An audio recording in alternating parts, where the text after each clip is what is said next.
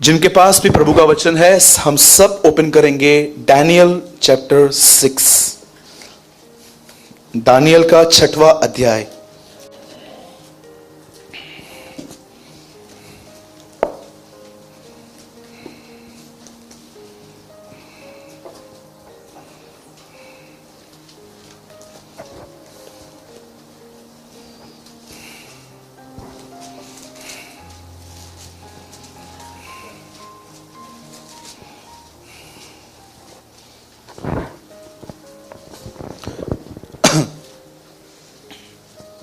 यहां देखिए बिशप, इससे पहले कि मैं वचन शुरू करूं, मैं आपको बताना चाहता हूं कि उद्देश्य क्या है। आप में से बहुत सारे लोग शायद इस बात को नहीं जान पाते हैं, how to express your faith. आप किस तरह से अपने विश्वास को खुदावन की तरफ ले आते हैं। बाइबल एक व्यक्ति के बारे में बात करती है, वो सूबेदार था, उसके घर में उसका दास बीमार था और वो यीशु को एक चीज कहता है, अगर तू यहां से कह देगा तो मेरा सेवक वहां चंगा हो जाएगा। और जब यीशु ने इस ऑसम स्टेटमेंट को सुना तो उसने उस जाति की, और जिनके पास 39 किताबें थी, धर्म व्यवस्थाएं थी, पुस्तकें थी, सब कुछ था, उनकी तरफ मुड़ के कहता है, मैंने ऐसा फेथ तुम लोगों में भी नहीं देखा है। मैंने पूरे इज़राइल में ऐसा फेथ नहीं देखा जो इस आदमी में था। क्यों यीशु उसके फेथ की तरफ अट्रैक्ट हुआ? क्योंकि उसने जीसस की तरफ अपनी वरीड लाइफ नहीं, अपने फेथ को एक्सप्रेस किया था। आज मैं कईयों को जानता हूं, जब वो प्रॉब्लम में आते हैं ना, तो 10-15 मिनट तो प्रभु के सामने पहले रोते हैं, फिर लास्ट में बोलते हैं, मेरे को पता है तू कर सकता है। तो पता है तो रो क्यों रहा है? समझ में नहीं आता है। ठीक है, हमारे पास फीलिंग्स हैं, हम रो सकते हैं, पर कभी कभी आपको नहीं लगता कि आप सिर्फ खुदा को अपनी फीलिंग्स बताते हो, फेथ नहीं। मैंने लाइफ में हर बार डिसाइड किया कि अगर लोग मुझे हर्ट करते हैं, अगर लोग मेरे से मिसबिहेव करते हैं, अगर मैंने उनकी हर्टिंग्स को लेकर आधा घंटा भी बिताया ना, और मैं दुआ करने के लिए नहीं गया ना, आधा घंटा बहुत है मुझे पूरा बिटर होने में। इसलिए मैं हमेशा चूज करता हूं, जब भी कोई मुझे कहेगा ना, मैं खुदा की तरफ चले जाता हूं, प्रभु मुझे प्लीज, प्रभु मुझ पर दया कर, अब मुझे इस आदमी के लिए नफरत नहीं आनी चाहिए, मुझ पर रहम कर। क्योंकि मुझे पता है अगर मैंने आधा घंटा मैंने ऐसे ही बिताया ना, उनका बिहेवियर के बारे में सोच सोच के कितनी बार हर्ट करेंगे यार, कितनी बार फॉरगिव करूं, मुझे पता है आधा घंटा नफरत आने में बहुत है। और आधा घंटा मैं तो बोलता हूं 5 मिनट भी बहुत है, कुछ तो सेकंड्स में हो जाते। चूज कीजिए। हाउ आज मैं आपके साथ जो वचन शेयर कर रहा हूं, आप देखो एक आदमी परमेश्वर को अपना फेथ कैसे शो कर रहा है। और कई बार याद रखिएगा इस बात को, ये जो हमें छुटकारे की प्रतीक्षाओं की दुआएं करते हैं ना, खुदा मेरे पास ये प्रॉब्लम है, ये प्रॉब्लम है, ये प्रॉब्लम है, ये प्रॉब्लम है, और मैं प्रार्थना करता हूं एक दिन तू सॉल्व करेगा। मैं आपको बताना चाहता हूं, इन दुआओं से अब ऊपर आओ, अब इन दुआओं से ऊपर आओ। एक दिन मैं एक व्यक्ति से मिला, वो मुझे कुछ शेयर कर रहे थे, और शेयर करने के बाद मैंने उससे पूछा, अब मैं क्या करूं? तो बोला, दुआ में रखना कि मैं ये काम करने जा रहा हूं, प्रभु की मर्जी हो। मुझे सबसे पहले ये बताइए, दुआ में रखना होता क्या? अच्छा इधर आओ, कौन है, कौन कौन बोलता है प्रार्थना में रखिया रखिया? ये इंदो कर बात उत्तर, ये जो लोग बोलते हैं दुआ में रखो, दुआ में रखो, कैसे, मतलब क्या? मैं समझा नहीं, थोड़ा मुझे बताइए, शायद मैं थोड़ा कम समझूं, मैं नहीं समझ पा रहा हूं आपको। आपको पता है, अगर आप नए हो ना और आप कहते हो ना दुआ में रखा है, तो मैं समझता हूं, लेकिन अगर आप एक ऐसे व्यक्ति हो जो कंटिन्यूस चर्च का पार्ट बने हुए हो और अब तक आप इन बच्चों की जैसे जिंदगी जी रहे हो, तो अब आपको उठना चाहिए। मुझे एक बात बताइए, अगर कोई आपको आके कहता है, एग्जाम्पल पीटर भाई यहां पर बैठे हुए हैं, पीटर के पास कोई आता है और कहता है, पीटर भाई एक बिजनेस स्टार्ट करें हम, किस चीज का? बता, एक फूड आइटम है, मैं चाहता हूं कि हम लोग मार्केट में वो सेल करें। मुझे नहीं लगता है कि पीटर के अंदर कुछ भी ऐसे अनपीस आएगा। ओके, अच्छी अपॉर्चुनिटी है, चलो काम करेंगे। लेकिन अगर यहीं पर पीटर के पास कोई आए और कहे, पीटर भाई एक बिजनेस स्टार्ट करना है, कौन सा? बियर शॉप ओपन करना है, करेंगे? और अगर वो उसके बाद आपको कहे 2 लाख रुपए बचेगा महीना, करेंगे? नहीं करेंगे। क्यों नहीं करेंगे? Because you know the will of father. आप परमेश्वर की इच्छा जानते हो। परमेश्वर से कहो, खुदा ये रखने वाली प्रार्थनाओं से अब ऊंची जिंदगी दे, अब ऐसा बना कि जो भी आए ना, तेरी इच्छा से इतना जुड़ रहा हूं कि 1 सेकंड में मालूम पड़े तू क्या चाहता है, 1 सेकंड में पता चले कि तू क्या चाहता है। कई लोग जब उनके पास कुछ भी अपॉर्चुनिटीज आती है ना, मतलब अच्छी अपॉर्चुनिटीज के लिए भी वो कहते हैं, खुदा ये कितने लोग प्रभु को ये प्रेयर करते हैं कि आपने लिखा है कि तुम्हें मेरी इच्छा का ज्ञान मिले, the knowledge of his will. मैं कई बार प्रभु को कहता हूं, प्रभु ये जो दुआएं रखते रहते हैं ये लोग, इनको पाते कब हैं? प्रभु बोलता है आंसर भी दे चुका हूं, अब तक रखते रहते हैं। सालों पहले मैंने आंसर भी दे दिया है, फिर भी बोलते हैं बोलना बोलना, क्योंकि ये मेरी लैंग्वेज ही नहीं समझते। डीप इनसाइड ये काम करने से पहले ही मैंने इनको शांति दी थी, क्योंकि ये अब इतने भी मेरे करीब नहीं है कि मेरी आवाज को सुन पाए, पर मैं पीस देने के थ्रू इनसे बात करता रहता हूं। ये वहां भी नहीं समझ पाते बातों को। दुआओं में रखने से ज्यादा, मैं नहीं कहता हूं कि आप दुआ में मत रखो, पर मैं चाहता हूं अब थोड़ा आप एक लेवल ऊपर आओ और प्रभु को कहो, प्रभु मुझे अपने आप से इतना जोड़, इतना दाखलता और डालियों को एक कर दे कि मुझे जहां कहीं जाऊं मैं समझ पाऊं आप क्या चाहते हो। जब मेरे सामने कोई अपॉर्चुनिटी आती है ना, कोई मुझे बुलाता है, मैं आपको बताऊं कई बार परमेश्वर मुझे ऑन द स्पॉट बताता है मत जाना, डोंट गो। क्यों प्रभु? सिंपल, तू फेमस है इसलिए बुलाते हैं वो तुझे, उनको तुझसे कुछ नहीं है, वो सब अपनी चर्च को भरेंगे बस और कुछ नहीं करेंगे तेरे थ्रू। डोंट गो, रुक जा, मैं तेरे को बताऊंगा कहां जाना है। ट्रस्ट मी, कभी कभी मुझे खुदा ऐसे कहता है मत जा। वो सिर्फ बस शो ऑफ करेंगे दूसरों के सामने कि भाई प्रेमानी को हमने बुलाया है, ये आदमी मेरे पास आया है। ऐसी स्पिरिट के पास तू जाएगा? Come on, be humble. जो मैं कहता हूं उसको मान। आप देखिए बहुत सारे लोग जो भी आप कर रहे हैं, तो क्या आप प्रभु की मर्जी के लिए बहुत वेट करते हैं कि आप प्रभु को कहते हैं मुझे इतना एक कर कि मुझे हर जगह समझ में आए कि मैं क्या चाहता हूं, तू क्या चाहता है। अब देखिए यहां पर क्या हुआ, 6:10। जब दानियल को मालूम हुआ कि उस पत्र पर हस्ताक्षर किया गया है, तब वह अपने घर में गया, जिसकी ऊपरी कोठरी की खिड़कियां यरूशलेम के सामने खुली रहती थी, और अपनी रीति के अनुसार जैसा वह दिन में 3 बार अपने परमेश्वर के सामने घुटने टेक कर और धन्यवाद करता था, वैसा ही तब भी करता रहा। English brother.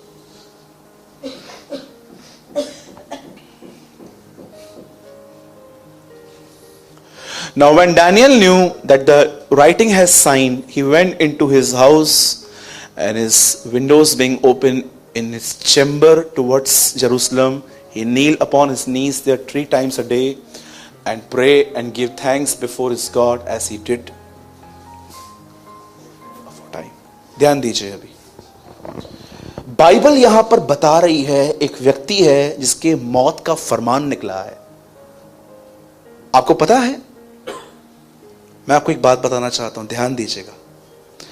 जब भी आप ये डिसाइड करोगे ना कि ये गलत है, मैं ये नहीं करूंगा, मैं आपको बताना चाहता हूं कुछ लोग आपके अपोजिशन में आ जाएंगे। याद रखना, धन्य है वे जो धार्मिकता के कारण सताए जाते हैं। कई बार आप अपने जॉब में अपने बॉस को बोलोगे ना मैं ये नहीं कर सकता, दुश्मन बन जाएंगे। आपको पता है दोस्त किनके हैं आज? पूरे नगर का नगर किनके साथ है? कॉम्प्रोमाइजर्स के साथ। अगर आप देख रहे हो कि कोई आपको अपोज नहीं कर रहा, कोई आपका विरोध नहीं कर रहा, मुझे लगता है आपको अपना मसीह जीवन जांचना चाहिए, क्योंकि यीशु ने कहा है जब तुम धार्मिकता के अनुसार चलोगे तुम सताए जाओगे। कितने लोग यहीं पर हैं? आइए, जो सोए हैं कहेंगे जय मसीह की। अच्छा, उठ जाओ। लिसन, यहां क्या लिखा गया है? वचन कहता है यहां पर एक व्यक्ति था, उसका नाम दानियल था। मैं आपको कुछ समझाना चाहता हूं, और मैं नहीं जानता हूं कि कितने लोग इस फेथ को जानते भी हैं कि नहीं। बाइबल बताती है एक व्यक्ति था, उसका नाम दानियल था। एक्चुअली एक गुलाम था, बेबीलोन में पहुंचा दिया गया था। और जब वो वहां पर पहुंचा दिया गया, वचन कहता है सबसे पहले इसके ऊपर परीक्षा आई थी खाने के ऊपर। वो वहां से बाहर आ गया, फिर उसके बाद कुछ और टेस्टिंग्स आई, और अंत में ऐसा हुआ, इसके साथ रहने वाले लोग उससे इतना जलने लग गए कि उन्होंने डिसाइड किया कुछ तो इस आदमी का करना पड़ेगा। याद रखिए इस बात को, आपके साथ जो भी परमेश्वर अलाउ कर रहा है ना, जो भी परमेश्वर अगर जो भी आप में कुछ भी अलाउ करे, मैं आपको बताना चाहता हूं उसके पीछे बहुत रीजंस होते हैं। और परमेश्वर ने ये ठान के रखा है, ये रीजंस वो आपको ऑन द स्पॉट नहीं बताएगा, लेकिन कुछ समय के बाद वो रिवील किए चाहते हैं कि ये क्यों हुए थे, उसमें आपकी कितनी भलाई थी। अब देखिए यहां पर क्या हुआ। अब इस बंदे के लिए जानते हैं क्या किया गया? ये बंदे के लिए पूरी इंक्वायरी की गई कि क्या करता है क्या नहीं करता है। तो इनके बारे में पता चला कि ये खुदा को छोड़ किसी के सामने सजदा नहीं करता, क्योंकि ये एक यहूदी था और यहूदियों के लिए पहली आज्ञा थी, तू अपने परमेश्वर को छोड़ और किसी को प्रणाम मत करना। और जब उन्होंने देखा कि हां इस बात को लेकर हम लोग, आपको पता है कभी कभी लोगों को कोई भी चांस नहीं मिलेगा आप में से, वो लास्ट में आपकी भक्ति पर अटैक करने वाले। तू इधर क्यों जाता है, तू उधर क्यों नहीं जाता, बोलने दो उनको, नो इशू। और जानते हो जब उन्होंने देखा कि ये व्यक्ति जो है ना, ये दुआ करता है किसी इब्राहिम, इसहाक और याकूब के परमेश्वर से, कोई है जिसको ये पुकारता रहता है और कहता है इब्राहिम, इसहाक और याकूब का परमेश्वर। और उन्होंने जानते क्या किया, राजा के पास गए, राजा को बोलते हैं, राजा इस आदमी की ये प्रथा है और हम चाहते हैं कि आने वाले 30 दिन तक, कई दिन तक हम आपकी आराधना करें, हम आपसे विनती करें। आपको पता है ये कितना बड़ा गुनाह है, किसी इंसान को महिमा देना। मैं आपसे पूछना चाहता हूं, आप मेरी इज्जत करते हो, आई अप्रिशिएट यू, पर मैं आपको वार्न करता हूं, कभी भी मुझे वो प्लेस मत देना जो खुदा की है। आज बहुत सारे लोग हैं जिन्होंने लोगों को अपने लाइफ में परमेश्वर की जगह देके रखी है, और पहली जगह जो उन्होंने दी है वो है पैसा। आपको पता है आपकी लाइफ मैसअप हो सकती है जब आप अपनी चीजों के स्थानों को बदलोगे।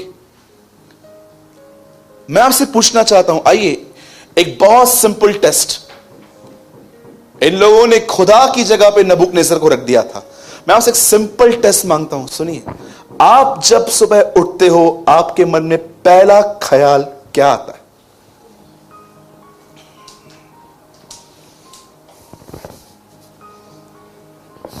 ये देखिए, मैं सोया हुआ हूं, ठीक है, मैं लेटा हुआ हूं, जैसे मैं उठा,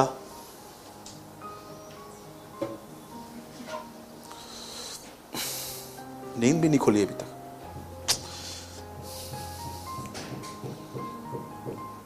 इसने गुड मॉर्निंग क्यों नहीं बोला है? ये तुम्हारा परमेश्वर है। उसके बाद आपको क्या ख्याल आते हैं कि कितने लोग हैं जो सुबह सुबह उठ के खुदा से कहते हैं, आज बुराई से बचाना और परीक्षा में न डालना, क्योंकि राज्य, पराक्रम, महिमा तेरी है। आपको पता है यीशु क्या सिखा रहा था? उसको कहो कि वो तुम्हें परीक्षा से बचाए, क्योंकि ताकत बचाने की उसके पास ही है।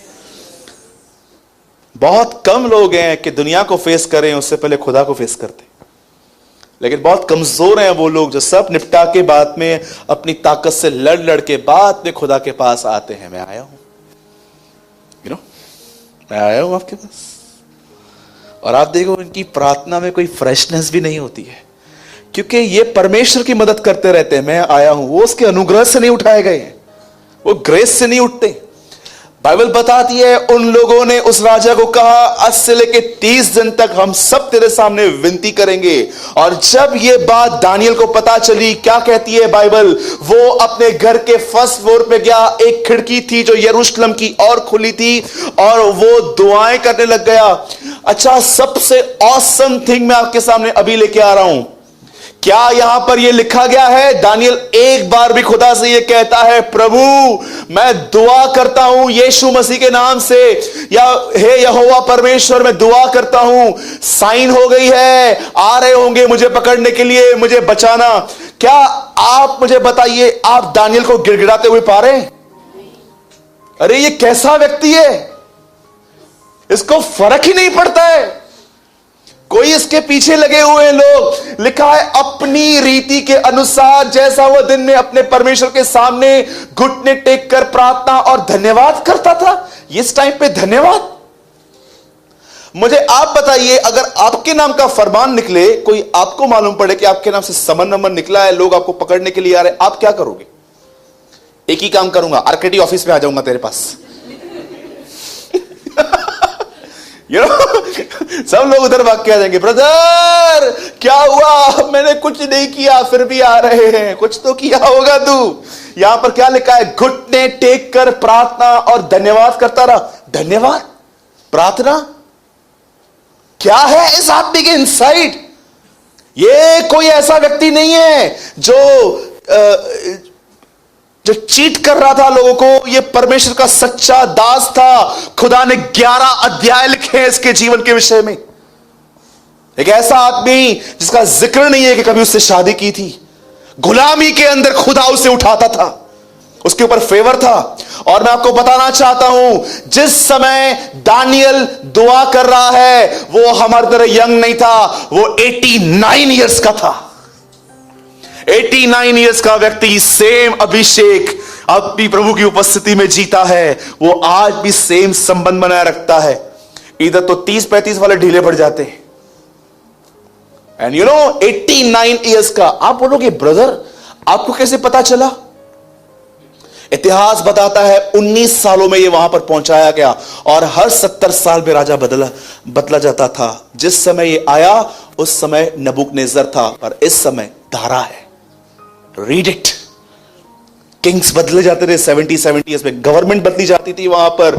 और आपको पता है उन दिनों में ये व्यक्ति, अब मुझे एक बात बताइए, सब यहां पर ध्यान दीजिए, छोटा सा संदेश है लेकिन बड़ा मजेदार है।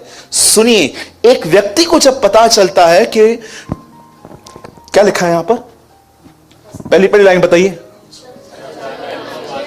उसको पता है। ऐसा नहीं है कि वो नॉर्मली उसको कोई पता नहीं है, अचानक उसके ऊपर ट्रबल आने वाली है। ही न्यू, वो जानता है ये हुआ है, और वो आराम से अपने कमरे में जाता है, धन्यवाद देता है, दुआ करता है, वहां बैठा रहता है। क्या है इस आदमी के अंदर? क्या चल रहा है इस आदमी के अंदर? मैं आपको सच कहता हूं, मैंने मसीह जीवन में कल रात को एक डिफरेंट फेथ लर्न किया। आपको पता है कई बार हम अपने प्रमोशन के लिए दुआ करते हैं, प्रभु जहां पर मैं हूं ना मेरी पगार बढ़ा, वेरी नाइस। कई लोग कहते हैं मेरा रिलेशनशिप खराब हो रहा है, उसे बना, वेरी नाइस। कई लोग ऐसे भी होते हैं जो कहते हैं कि प्रभु मेरे फाइनेंस देख लेना, वेरी नाइस। कई लोग होते हैं जो कहते हैं प्रभु मेरी बीमारी को चंगा करना, वेरी नाइस। ये कोई ऐसी दुआएं नहीं कर रहा है। जानते हो क्यों? मुझे ऐसा लग रहा था कि इसकी स्पिरिट अंदर से यह दुआ कर रही थी, मुझे कोई डर नहीं है जब वो मुझे डालेंगे, बस एक ही दुआ है, तू साथ रहना, दैट्स इट। आपको पता है कई बार परमेश्वर आपको ये सिखाता है, भले मैं तुझे प्रॉब्लम में न छोड़ाऊं पर मैं साथ रहूंगा। कितने लोग ये फेथ रखते हैं, खुदा को कहते हैं खुदा ये तकलीफ तो है, निकालना है, नहीं निकालना है, नहीं निकाल, तेरे ऊपर सिर्फ एक जिद है, तू साथ रहना और मुझे अपने साथ जोड़ के रखना। और मैं आपको सच कहता हूं, छुटकारे से अधिक आप इन तकलीफों में सीख लेते हो, और जब आप निकलते हो ना, मैं आपको बताना चाहता हूं, आप एक आग की तरह निकलते हो। मैं कई बातों में दुआ करता हूं, प्रभु ये तकलीफ ना आए, या कोई तकलीफ है प्रभु उसको निकाल। पर मुझे कई बार परमेश्वर कहता है, कभी कभी मैं तुम्हें तकलीफ से नहीं निकालता हूं, पर मैं कई बार तुम्हारे साथ वहां पर रहकर तुम्हें दिखाता हूं कि देख मेरे साथ रहे, मौत भी तुझे नहीं छू पाएगी। आज मैं आपसे पूछना चाहता हूं, कितने लोग यहां पर यह दुआ करते हैं, प्रभु इससे आजादी दे, नो प्रॉब्लम, अच्छी प्रेयर है, पर कितने लोग ये दुआ करते हैं, बस तू रहना। Tell me.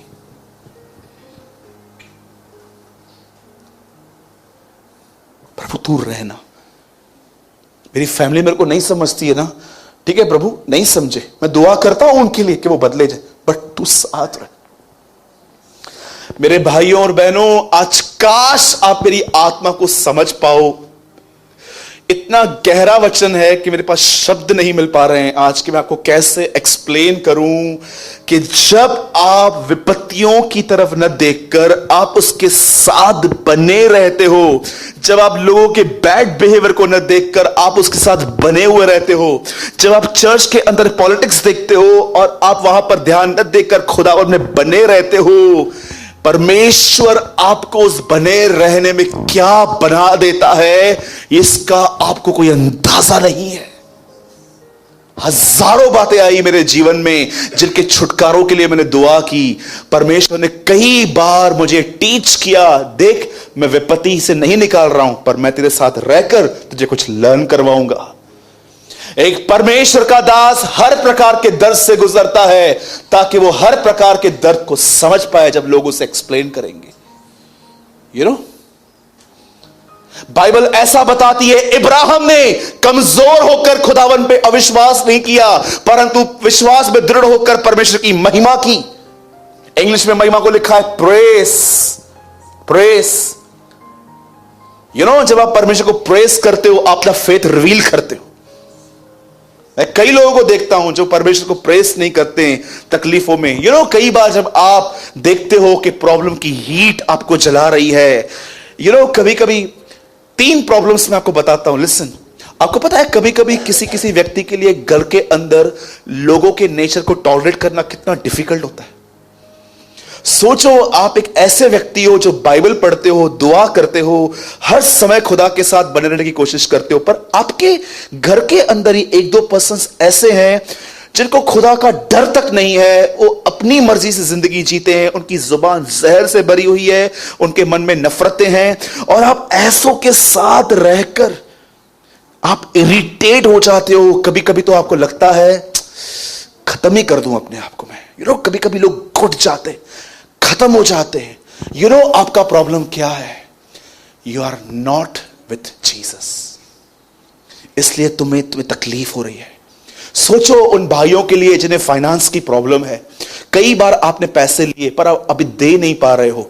मैं आपसे पूछना चाहता हूं, खुदा आपके इंटेंशंस को जानता है कि आप देना चाहते हो, पर इस टाइम पे आपके हाथ में कुछ भी नहीं है। मैं आपसे पूछना चाहता हूं, जो जॉबलेस है, जिसका बिजनेस ढीला है, या जिनके ऊपर लोन है, मैं आपको कहना चाहता हूं, कभी कभी आपने देखा है ये प्रेशर्स हमें कितना मारते हैं। मैं आपको बोलना चाहता हूं, योर आंसर इज यीशु के साथ जियो। थर्ड थिंग जो मैं आपको बताना चाहता हूं, हर दिन हम एक गुनाह करते हैं, माफी मांगते हैं, फिर सेम गुनाह में उसी दिन गिरते हैं। आपको कभी कभी लगता नहीं है ये साइकिल पूरी नहीं होती है हमारी? रोज गुनाह, रोज माफी, रोज गुनाह, रोज माफी, रोज गुनाह, रोज माफी। रीजन क्या है इन चीजों का? मैं आपसे अब एक आखिरी बात शेयर कर रहा हूं, अ लास्ट थिंग। मुझे बताइए, 12 लोग बोट में खड़े थे, सब देख रहे थे बोट नीचे ऊपर हो रही है, बोट नीचे ऊपर हो रही है, यहां से विंड्स चल रही हैं, सामने से यीशु आ रहा था। कभी आपने इस बारे में देखा? सब चुपचाप से खड़े थे। पतरस ही अकेला व्यक्ति था जिसने स्टेप उठाया, मैं जाऊंगा। सोचो, वो 11 अपने को क्या रिमाइंड करवा रहे थे? नहीं, हम इंसान हैं, वो खुदा है, वो चलेगा, हम कहां पर? पतरस ने कहा नहीं, मैं चलूंगा। मुझे ऐसा लगता है वो 11 अपने आप को यही सोचने के लिए दे रहे थे, नहीं हम नहीं चल सकते। आप सोचो, पतरस की बोल्डनेस को देखकर भी कोई बाहर नहीं आया। जब पतरस चलने लग गया, उसका भाई भी नहीं कहता हे वेट मैं भी आ रहा हूं, कोई बाहर नहीं आया। लेकिन पतरस ने डिसाइड किया नहीं, मैं चलूंगा। आपको पता है पतरस क्यों चल पाया? क्योंकि पतरस परमेश्वर के वचन को देख रहा था, यीशु मसीह को। कौन है यीशु? 19:13 प्रकाशित वाक्य में लिखा है, वो परमेश्वर का वचन है। अगर आपने नहीं पढ़ा है, मैं आपको शो करता हूं। ब्रदर एक वचन लगाइए, सब यहां पर देखिए, कोई बाइबल मत ओपन कीजिए। 19:13 रेवलेशन, देखिए यीशु मसीह को स्वर्ग में क्या पुकारते हैं, हम तो उसको जीवन की रोटी, जीवन का जल, बहुत सारे नाम देते हैं। और वह लहू से छिड़का हुआ वस्त्र पहने है और उसका नाम परमेश्वर का वचन है। पतरस जब यीशु को देख रहा था, जैसे उसने देखा वो यीशु की तरह बन गया। मैं आपको फिर से बताना चाहता हूं, शायद संडे स्कूल के बच्चों को हम सिखा सकते हो पानी पे चला, पर आप मैच्योर लोगों, मैं आपको बताना चाहता हूं, पतरस पानी पे नहीं, पतरस परमेश्वर के वचन पे चला। वो कहता है यीशु यदि आप हो तो आज्ञा दो। यीशु कहता है come. He is a first person जिसे पानी के ऊपर पानी के ऊपर पैर निकाला और वो चलने लग गया। लेकिन कितनी दुख की बात है, 12 लोगों में से एक ही निर्णय लिया।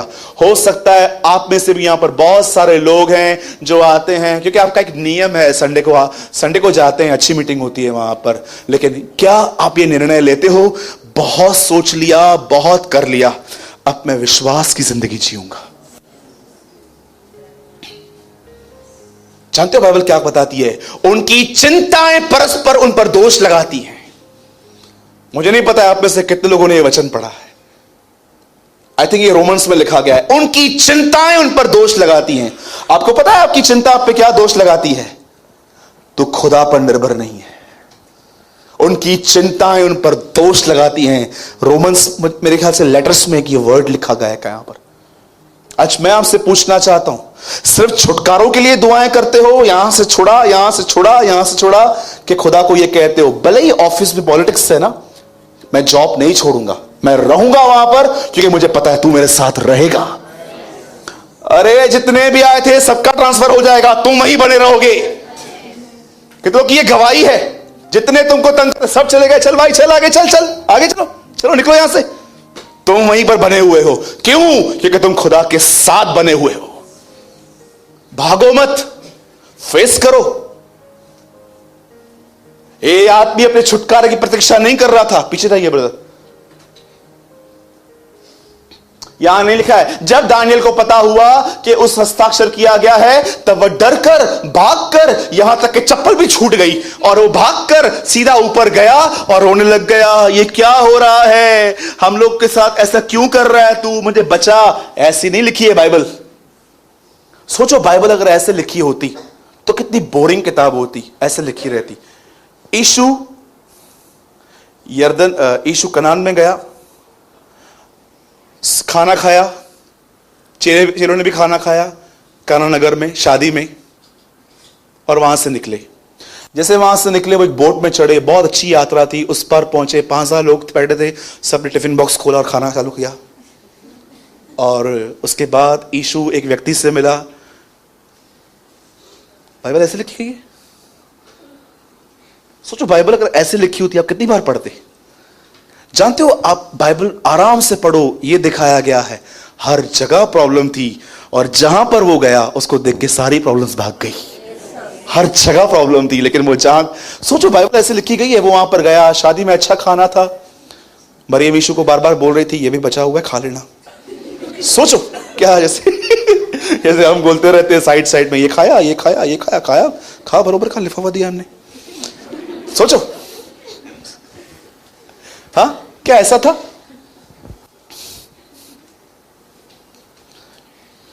मैं जब छोटा था मेरी मां मेरे को आके उधर बोलती थी ये खाया, ये खाया, ये खाया, तो मैंने बोला वो देखा नहीं किधर है, आजा आजा मैं छोड़ के आती हूं वहां तक। मैं ऑनेस्ट हूं, वेरी ऑनेस्ट। हाँ, मुझे शादी पे डिशेस इतनी एक्साइटेड करती थी। आजकल तो आप देखो 100 डिशेस, 200 डिशेस, कर्जा लेके शादी करते बाद में मालूम पड़ता है जो उन्होंने खाया वही जिंदगी भर चुकाया बैठ के। अगर यहां पर कोई ऐसा बैठा है ना जो शादी करने वाला है, मैं आपको एडवाइस देता हूं, वेस्ट मत करो, अच्छी जगह पे घूमने चले जाना, क्योंकि अच्छे से अच्छा खाना बनाओ, लास्ट में लोग बोलने वाली है खाना अच्छा नहीं था। बोलने वाले ये कम था, वो ज्यादा था, उनको कितना भी दो लास्ट में यही बोलेंगे। और कैसे थी शादी? ठीक थी, मेरी ननद की इससे बहुत अच्छी थी। हम जानते हैं तेरी ननद को, भाग गई है वो भी। कुछ कुछ भी करते रहते हैं आजकल, कुछ भी। यहां पर यह नहीं लिखा गया है कि वो डर के, वो परेशान होकर दुआएं करता है। ही is a man of faith. आपको पता है, जब आप दुआ करते हो, आपकी दुआ हेवन में एक मैसेज लेके जाती है। पता है कौन सा message? 3 messages. First, I honour you. Second, I humble before you. Third, I am nothing without you. जब भी आप दुआ करते हो, ये दुआ 3 संदेश स्वर्ग में लेके जाती है। पहला, मैं आपकी उपस्थिति में नम्र होता हूं। दूसरा, मैं आपके बगैर कुछ नहीं हूं। और तीसरा, आपको मैं आदर देता हूं। ये दुआएं हमेशा 3 संदेशों को ऊपर लेके जाती। लेकिन जानते हो, जो लोग दुआ नहीं करते, उनका एक ही संदेश ऊपर जाता है, मुझे आपकी कोई आवश्यकता नहीं है, मैं इंटेलिजेंट हूं इस प्रॉब्लम से लड़ने के लिए। You sit on your throne. आप बैठो चुपचाप से। So what about you? आपका क्या? Are you a man of faith and prayer? क्या आप विश्वास और प्रार्थना के लोग हैं? सोचो। मैं आपको सच कहता हूं, इस आदमी ने मेरी नींद खराब कर दी है 2 दिन से। मैं 2 दिन से नहीं सो पा रहा हूं रात को। सुबह शाम मैं खुदा को यह कह रहा था, मुझे ये एटीट्यूड चाहिए। जितने घंटे दुआ में बैठने के लिए कहेगा, मैं बैठूंगा। मेरे को ऐसा बनना है। अरे ये आदमी पे असर नहीं कर रहा है, इसकी डेथ आने वाली है, डेथ सेंटेंस में साइन हो गया है, मारो उसको। ये वहां पर गया सिंहों की मान में, ऊपर से राजा उसको बोलता है जीवित है, और वो कहता है मेरे परमेश्वर ने तेरे शेरों का मुंह बंद करके रखा है। और आपको पता है, जिन्होंने चुगली खाई, जब उनको फेंका गया, वो खड्डे तक भी नहीं पहुंचे थे कि लिखा है कि शेरों ने हड्डियों समेत उन्हें कच्चा खा दिया था। ऐसा क्या देखा उन लोगों में, डैनियल के अंदर, कि उन्होंने एक दूसरे को मैसेज दिया, डोंट टच। 75% एंजल्स अभी भी ऊपर ही हैं, सब पकड़ के मारेंगे नीचे, मत करना। 25 गिरे नीचे, 75 अभी भी ऊपर है, सब आके मारेंगे। यू नो उन्होंने क्या देखा? 1 थिंग, उन्होंने दानियल के अंदर खुदा को देखा। और कौन अपने सृष्टिकर्ता से लड़ेगा? किसकी नौबत आई है? कौन अपने कुम्हार से लड़ेगा? बाइबल कहती है, मनुष्य मनुष्य का दुश्मन हो तो यहोवा उसे बचाए, और यदि यहोवा ही किसका दुश्मन हो तो उसे कौन बचाए? सोचो।